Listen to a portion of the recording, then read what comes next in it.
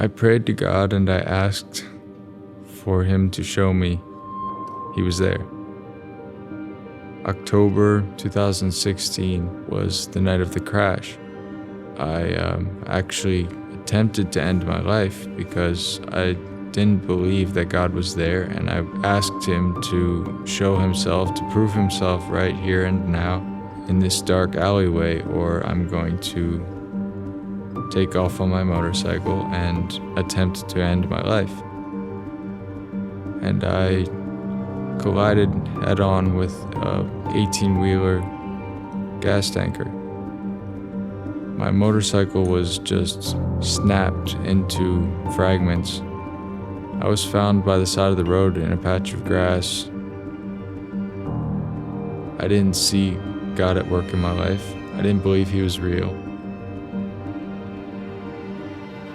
And I was angry with Him. I accepted Christ into my heart as a little boy, and I figured that I'm good, I'm set.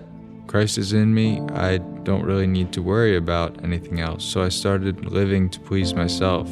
At first, while I was younger, I was just wearing a mask of who I wanted to be, who I wanted people to see me as, and it wasn't real. It really wasn't. And I was afraid to share my faith because, frankly, I don't think I had faith. I doubted a lot. And as I got older, I started to slide into serving worldly passions and looking for a thrill in life. And I got mixed up with the wrong crowds, substance abuse. God really grabbed hold of my life because I was on the road to destruction. I was living in darkness. I was caring less and less about my own life. I was really headed on a road to death.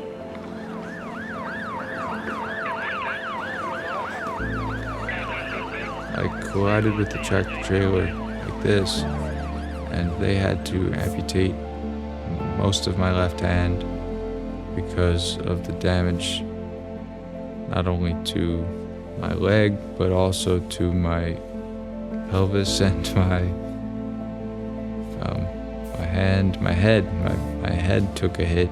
I wasn't wearing a helmet. Should you have survived that night? Absolutely not. I was in a coma for 3 weeks.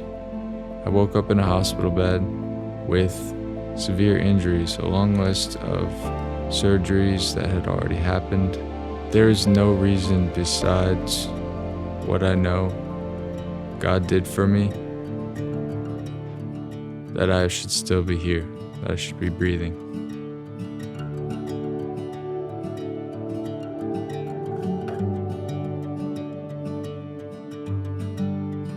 I didn't wake up out of a gurney and change instantaneously. I just realized that at this point in my life, something has to change because I've witnessed what God can do, that He is real. It's a gradual change, a sinking in, a soaking in of the Word every day. This is absolute truth, and I can hold it in my hand. But I need to read it, and I've started to read it in depth, and I can see the change. I have come to realize the urgency of following Christ, looking towards an eternal perspective. Christ will return at any moment. And I was living in a way where I didn't care, just taking my time thinking, okay, I'm saved. There's nothing for me to worry about. But in fact, it was the complete opposite. I have been crucified with Christ. It is no longer I who live, but Christ who lives in me. And the life I now live in the flesh, I live by faith in the Son of God, who loved me and gave Himself for me. It not only reminds me of His love for me, but the significance and the impact of His death and how that is part of me. I have been crucified with Christ. All of that life that I had before, living in darkness, has been crucified with Christ. I'm being baptized today because from this point forward, I want to publicly declare my faith in Jesus Christ.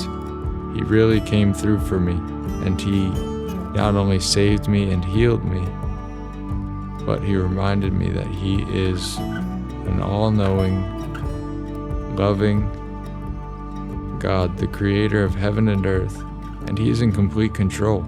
There is nothing for me to be afraid of now. There was nothing for me to be afraid of then. Hi, I'm Guy Eshelman, and I'm Philip's father. And Carolyn and I would like to thank you for joining us on this very special day here at church as we baptize him. So Philip, it is a great honor for me to baptize you today based on your testimony that you've shared publicly today for the first time, and based on my chance to live close to you and see the Lord's work in your life. So I baptize you now in the name of the Father, and of the Son, and of the Holy Spirit. Amen.